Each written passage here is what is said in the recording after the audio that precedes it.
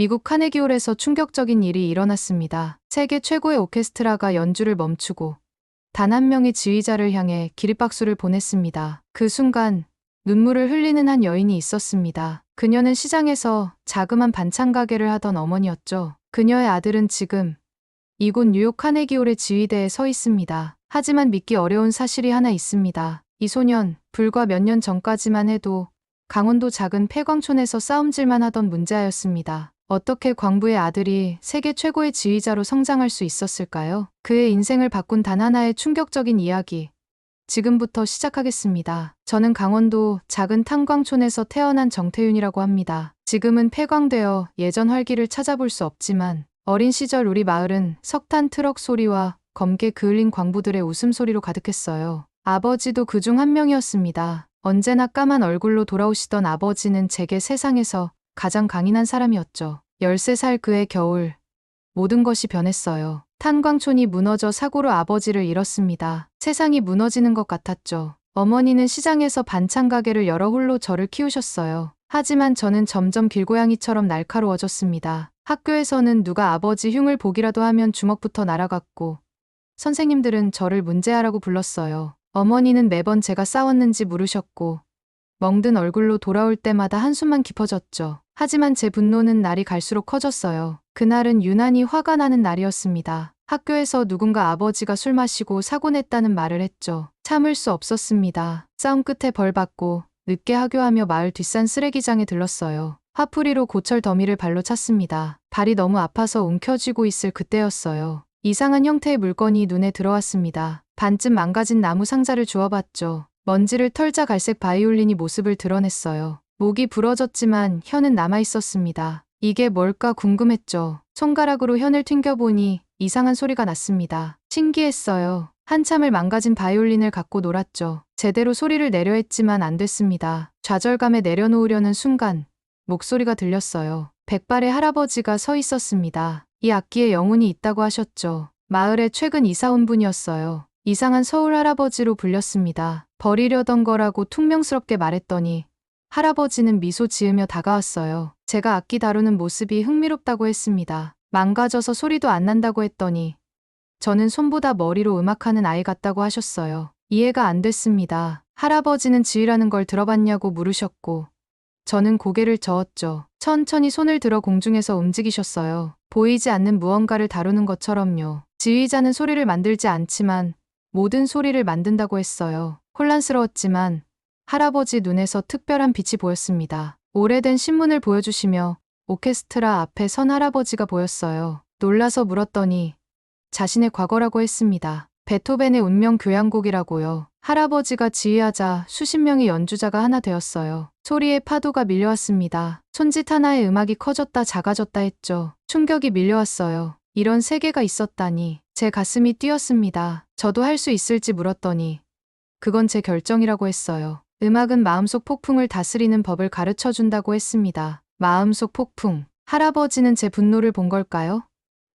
어둠 내려앉는 마을을 보며 처음으로 제 안에 다른 가능성이 있을지 모른다는 생각이 들었습니다. 저는 할아버지의 집으로 발길이 이끌렸습니다. 망가진 바이올린을 들고 나타나자 할아버지는 마치 기다렸다는 듯 저를 맞아주셨어요. 집 안은 저희 마을과는 다른 세계 같았습니다. 벽에는 낯선 이름의 악보들과 흑백 사진들이 걸려 있었죠. 방 한쪽에는 오래된 턴테이블이 놓여 있었고 그 옆에는 비닐로 된 음반들이 가지런히 쌓여 있었어요. 할아버지는 제게 지휘의 기본을 가르쳐 주셨습니다. 처음엔 그저 손을 흔드는 것처럼 보였어요. 어렵지 않아 보였죠. 하지만 할아버지는 제 생각을 꿰뚫어 보셨는지 고개를 저으셨습니다. 지휘자는 단순히 박자를 세는 사람이 아니라 음악을 이해하고 해석하고 감정을 불어넣는 사람이라고 하셨어요. 할아버지는 베토벤의 교향곡 악보를 펼쳐 보여주셨습니다. 검은 점들과 선들이 가득했죠. 제게는 아무 의미 없는 기호들이었어요. 할아버지는 그것이 음표와 쉼표라고 설명하시며 그 사이사이에 숨겨진 이야기와 감정이 있다고 하셨습니다. 너무 어렵다고 말씀드렸더니 할아버지는 제 아버지가 좋아했던 노래가 무엇이었는지 물으셨어요. 순간 가슴이 아팠습니다. 아버지가 흥얼거리던 광부들의 노래가 떠올랐지만 더 생각해보니 아버지가 진짜 좋아했던 음악이 무엇인지 몰랐어요. 한 번도 물어본 적이 없었죠. 아버지께 물어본 적이 없다고 말씀드리자 할아버지는 따뜻한 눈으로 저를 바라보시며 음악은 말로 표현하지 못하는 감정을 담아내는 것이라고 하셨어요. 아버지도 분명 제게 들려주고 싶은 음악이 있었을 거라고요. 그 말에 가슴을 찌르는 느낌이 들었습니다. 아버지가 들려주고 싶었던 음악이 무엇이었을까 하는 생각은 저를 지휘에 더 몰입하게 만들었어요. 매일 할아버지 집에서 음악을 배웠습니다. 처음에는 박자 세는 법부터 시작했죠. 4분의 4박자, 3분의 2박자. 생소한 개념들이었지만 신기했어요. 할아버지는 음악의 흐름을 손으로 표현하는 법을 가르쳐 주셨습니다. 오른손은 템포를, 왼손은 감정을 담당한다고 하셨죠. 제 손에 마음을 담으라고. 그게 지휘의 시작이라고 말씀하셨어요. 하지만 현실은 냉혹했습니다. 어느 날 저녁, 어머니는 제가 할아버지에게 지휘를 배운다는 사실을 알게 되셨어요. 어머니는 음악이 무슨 소용이냐며 공부해서 좋은 대학에 가야 한다고 하셨습니다. 우리 같은 서민은 그런 것을 할 수 없다고요. 어머니의 말씀은 가슴에 돌멩이처럼 내려앉았어요. 마을 사람들의 시선도 따가웠습니다. 제가 학교 친구들과 이야기할 때 어른들이 수군거렸어요. 광부의 아들이 지휘자가 된다는 게 말이 안 된다는 듯이요. 모두가 저를 비웃는 것 같았습니다. 제 꿈이 우스꽝스러운 것처럼요. 할아버지에게 그 이야기를 했더니 잠시 침묵하시더니 방 안쪽으로 가셔서 오래된 나무 상자를 꺼내셨어요. 할아버지가 처음 지휘를 시작했을 때 선생님이 주신 것이라고 했습니다. 상자를 열자 단순하지만 아름다운 나무 지휘봉이 들어있었죠. 할아버지는 그걸 제게 건네주시며 음악은 힘 있는 자들의 전유물이 아니라 감정을 가진 자들의 것이라고 말씀하셨어요. 할아버지의 말씀이 제 가슴을 뜨겁게 했습니다. 나무 지휘봉을 쥐자 이상한 힘이 느껴졌어요. 아버지가 남기고 간 광부의 장갑처럼 소중하게 느껴졌죠. 그날 밤 저는 처음으로 제 방에서 할아버지가 들려준 음악을 틀어놓고 나무 지휘봉을 들었습니다. 눈을 감고 음악에 몸을 맡겼어요. 그때 느꼈습니다. 음악이 제 분노와 슬픔을 어루만지는 느낌을요. 마치 아버지의 손길처럼 따뜻하게. 마을 합주단에 위기가 찾아왔다는 소식을 들었습니다. 매년 열리는 광부의 날 행사에서 연주할 예정이었는데 지휘자 선생님이 갑작스럽게 다리를 다쳐 참석할 수 없게 되었다고 해요. 할아버지가 저를 부르셨습니다. 제 눈을 바라보시더니 생각지도 못한 말씀을 하셨어요. 태윤아, 내가 지휘를 맡아보는 게 어떻겠니? 가슴이 쿵 내려앉았습니다. 지금까지 연습한 것은 할아버지 앞에서 뿐이었어요. 실제 연주자들 앞에서 지휘를 한다는 건 상상도 못했죠. 하지만 할아버지는 제가 할 수 있다고 확신하셨습니다. 합주단 연습실로 할아버지와 함께 갔어요. 단원들은 대부분 마을 어른들이었습니다. 저를 보자 웃음을 참지 못하는 분들도 계셨어요. 어린애가 지휘를 한다고? 누군가 작게 속삭였습니다. 뺨이 화끈거렸어요. 할아버지가 단원들에게 설명했습니다. 제가 몇 개월 동안 지휘를 배워왔다고요. 단원들의 표정은 여전히 의심스러웠지만 다른 대안이 없었습니다. 연주회는 내일이었으니까요. 그날 밤 잠을 이룰 수 없었어요. 악보를 수십 번 읽고 또 읽었습니다. 할아버지가 주신 나무 지휘봉을 쥐고 거울 앞에서 연습했죠. 아버지가 보고 계시다면 뭐라고 하실까? 그 생각이 저를 밤새 따라다녔습니다. 공연 날 떨림으로 손이 얼얼했어요. 마을 광장에는 많은 사람들이 모여 있었죠. 부모님들, 친구들, 선생님들, 어머니도 멀리서 지켜보고 계셨습니다. 걱정스러운 표정이었지만 응원의 눈빛을 보내주셨어요. 단상에 올라섰습니다. 할아버지의 말씀이 떠올랐어요. 음악에 내 마음을 담아 깊은 숨을 들이마시고 지휘봉을 들었죠. 처음에는 손이 덜덜 떨렸습니다. 음악도 삐걱거렸어요. 하지만 점점 제 안에 있던 감정들이 흘러나왔습니다. 아버지에 대한 그리움, 어머니에 대한 미안함, 할아버지에 대한 감사함. 눈을 감고 음악에 몸을 맡기자 신기한 일이 일어났어요. 마치 제가 음악이 된 것 같았습니다. 손끝으로 소리를 만지는 느낌이었죠. 공연이 끝나고 눈을 떴을 때 관객들의 박수 소리가 들렸습니다. 할아버지는 눈시울을 붉히며 저를 바라보고 계셨어요. 하지만 기쁨도 잠시. 공연장 한쪽에서 들려온 얘기가 가슴을 찔렀습니다. 감정은 좋았지만 기술이 부족해. 아마추어 수준이야. 유명 음악학교 관계자들이 평가하는 소리였어요. 저는 집으로 달려갔습니다. 눈물이 멈추지 않았어요. 다음 날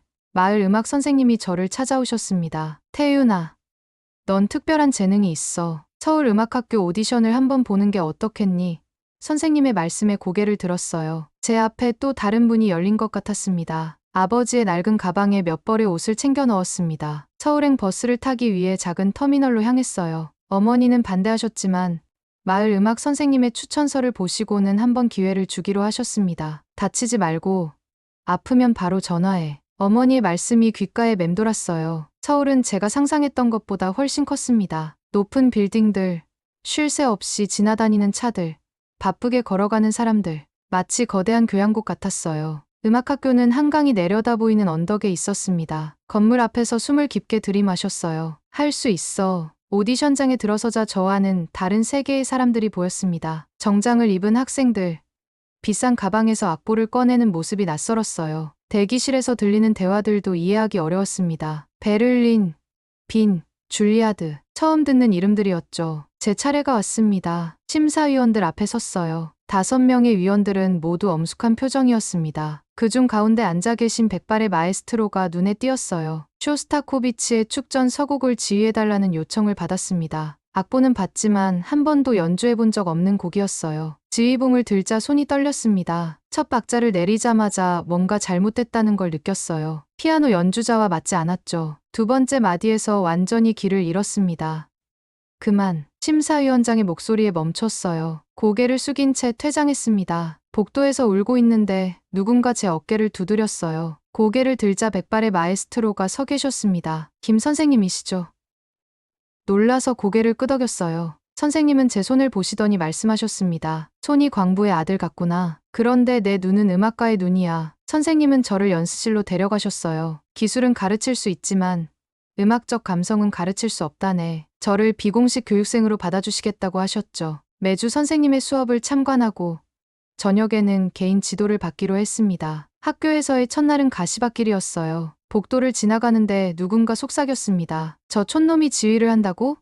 웃음소리가 들렸어요. 특히 한주원이라는 학생은 저를 철저히 무시했습니다. 유명 지휘자의 아들로 어릴 때부터 최고의 교육을 받아온 학생이었죠. 밤에는 작은 고시원으로 돌아와 악보를 펼쳤습니다. 할아버지가 주신 작은 태블릿으로 유명 지휘자들의 영상을 찾아봤어요. 베토벤의 교향곡을 수십 번 들으며 악보에 표시를 했죠. 어려웠지만 재미있었습니다. 이론책을 읽다가 잠이 들어도 꿈에서는 지휘를 하고 있었어요. 국제 콩쿠르 참가자 명단에 제 이름이 올랐을 때 믿기지 않았습니다. 김 선생님께서 제출하신 추천서와 제 연습 영상이 심사위원들의 눈에 들어온 거예요. 아시아에서 12명만 예선을 통과했는데 제가 그중 한 명이 되었죠. 어머니께 전화드렸더니 처음으로 제 음악 공부를 응원해 주셨어요. 할아버지도 기뻐하셨고요. 콩쿠르 준비는 하루하루가 전쟁 같았습니다. 아침부터 밤까지 악보를 분석하고 연습했어요. 그런데 이상한 일들이 벌어지기 시작했습니다. 제가 예약해둔 연습실이 갑자기 폐쇄되었다가 다른 날엔 제 사물함에 보관해둔 악보가 사라졌어요. 처음엔 우연이라 생각했지만 너무 자주 일어나는 일들이었습니다. 어느 날 밤 늦게까지 연습하고 나오다 복도 끝에서 주원과 그의 친구들이 이야기하는 것을 들었어요. 그 촌놈이 대회에 나간다니 웃기지 않냐?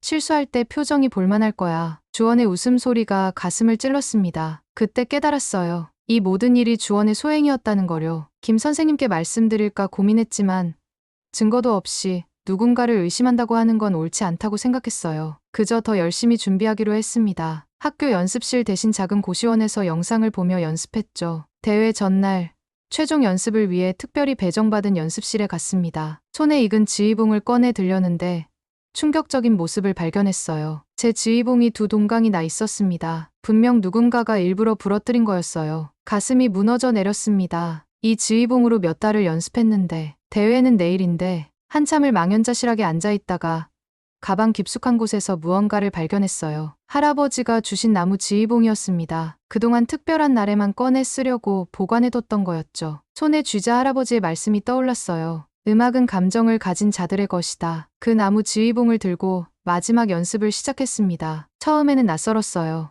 무게도 다르고 감각도 달랐으니까요. 하지만 점점 익숙해졌습니다. 오히려 이 지휘봉에서 새로운 힘이 느껴졌어요. 마치 할아버지와 아버지의 기운이 함께하는 것 같았습니다. 밤늦게까지 연습을 마치고 숙소로 돌아가는 길, 주원이 복도에서 저를 기다리고 있었어요. 내일 좋은 결과 있길 바랄게. 얼핏 보면 응원 같았지만 비웃음이 담긴 말이었죠. 그의 눈에서 자신감이 넘쳤습니다. 저를 두려워하지 않는다는 듯이요. 하지만 이상하게도 저는 더 이상 두렵지 않았어요. 손에 쥔 나무 지휘봉이 저에게 용기를 주는 것 같았습니다. 내일은 제 인생을 바꿀 날이 될 거라는 예감이 들었어요. 대회장은 상상했던 것보다 웅장했습니다. 무대 뒤에서 대기하는 동안 심장이 마구 뛰었어요. 주원의 차례가 왔을 때 그는 완벽한 테크닉으로 말러의 교향곡을 지휘했습니다. 오케스트라는 그의 지시에 정확히 반응했고 관객들은 감탄했어요. 주원이 무대에서 내려올 때 그의 표정에는 자신감이 넘쳤습니다. 제 이름이 호명되었어요. 심호흡을 하고 무대로 올라갔습니다. 오케스트라를 향해 인사하고 할아버지의 나무 지휘봉을 꺼냈어요. 첫 박자를 내리는 순간 손이 떨렸습니다. 현악기들이 제 움직임과 맞지 않게 들어왔어요. 실수였죠. 관객석에서 작은 웅성거림이 들렸고 심사위원들의 표정이 굳어졌습니다. 하지만 이상하게도 겁이 나지 않았어요. 눈을 감고 깊은 숨을 들이마셨습니다. 아버지의 모습, 어머니의 한숨, 할아버지의 가르침이 떠올랐어요. 이번엔 눈을 뜨고 오케스트라를 바라봤습니다. 더 이상 낯선 음악가들이 아니라 함께 이야기를 만들어갈 동료처럼 느껴졌어요. 두 번째 마디부터 뭔가가 달라졌습니다. 제 손끝에서 흐르는 에너지가 오케스트라에 전해지는 것 같았어요. 차이콥스키의 비창 교향곡이 제 감정을 타고 울려 퍼졌습니다. 더 이상 테크닉에 얽매이지 않고 마음의 소리를 따라갔어요. 슬픔과 희망이 섞인 2악장에서는 아버지를 향한 그리움을, 열정적인 3악장에서는 제가 느껴온 좌절과 도전을 담았습니다. 마지막 4악장에 제 모든 것을 쏟아부었어요. 마지막 음이 사라지고 침묵이 이어졌습니다. 불안했지만 객석 뒤에서 김 선생님이 일어나셨어요. 이어서 1명, 2명, 관객들이 일어났고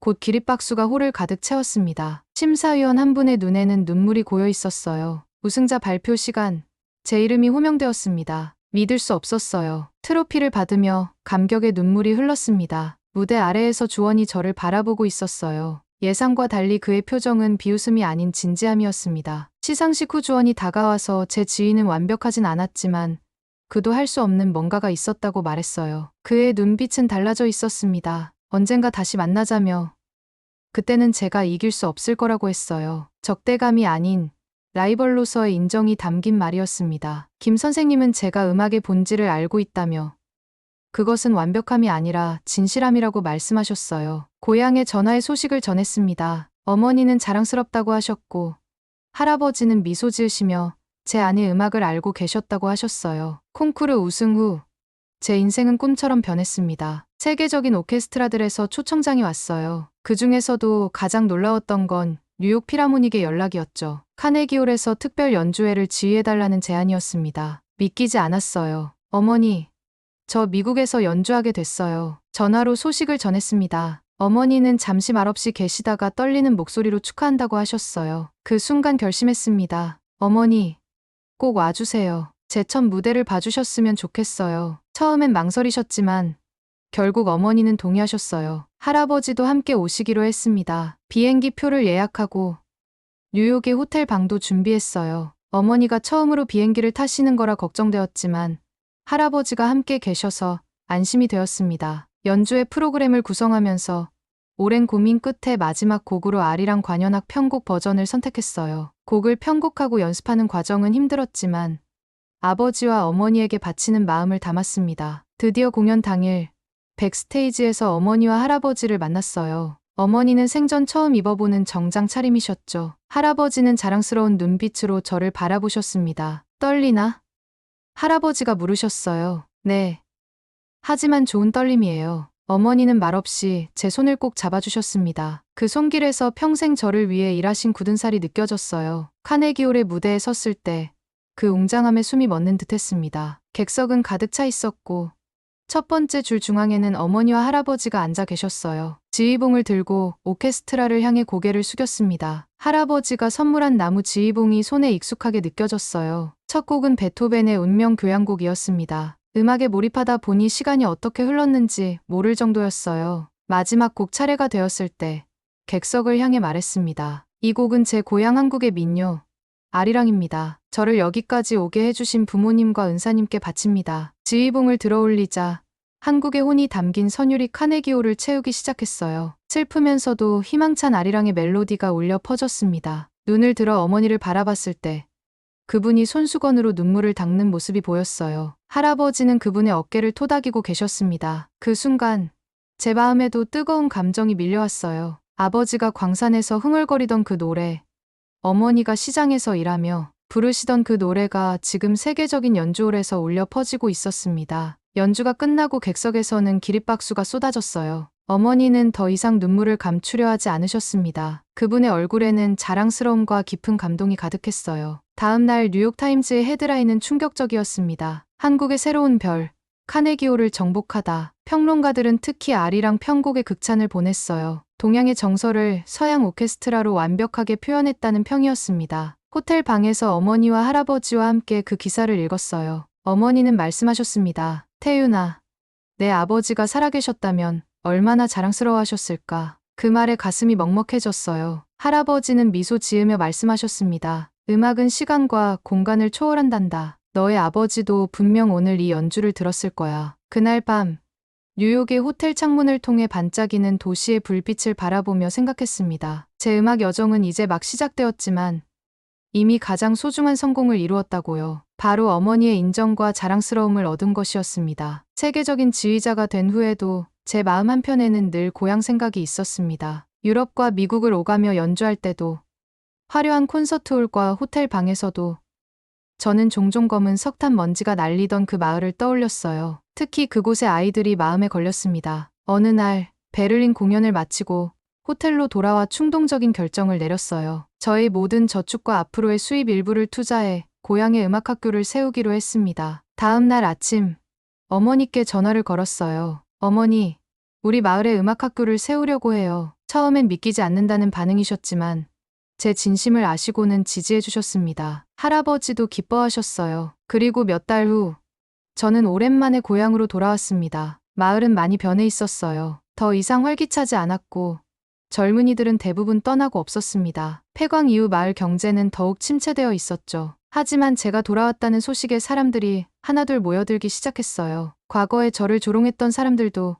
이제는 달라져 있었습니다. 누군가는 부끄러워했고 누군가는 진심으로 축하해 주었어요. 마을의 폐교를 리모델링해 음악학교를 세우는 작업이 시작되었고 반년 뒤 정태윤 음악학교가 문을 열었습니다. 개교식 날 저는 깜짝 놀랐어요. 예상보다 훨씬 많은 아이들이 참석했습니다. 그 중에는 제가 어릴 적 싸움을 했던 친구들의 자녀들도 있었죠. 어머니는 학교 입구에서 아이들을 맞이하며 행복한 미소를 지으셨어요. 할아버지는 이미 고령이셨지만 명예 교장으로 취임하셨습니다. 제가 세계 여러 나라를 다니며 연주할 때도 할아버지는 이곳에서 아이들에게 음악의 기쁨을 가르치셨어요. 학교가 자리를 잡아가면서 마을에도 변화가 생겼습니다. 음악회를 보러 오는 방문객들 덕분에 작은 펜션들과 식당들이 생겨났고 폐광초는 서서히 음악의 마을로 변모해 갔어요. 오늘은 학교 설립 5주년 기념일입니다. 아이들이 준비한 작은 음악회가 열렸어요. 그 중에는 놀라운 재능을 보이는 아이들도 있었죠. 특히 한 소녀는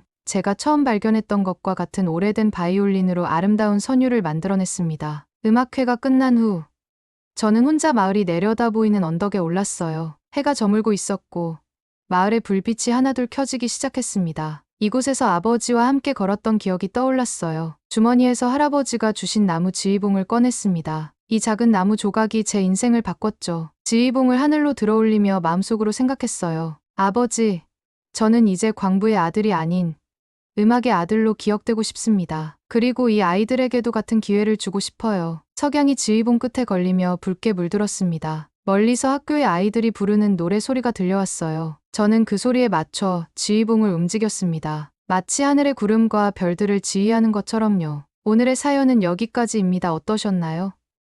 구독자님들의 가정에 행복만이 가득하시길 바라겠습니다. 더 좋은 영상으로 찾아뵙겠습니다. 시청해주셔서 감사합니다.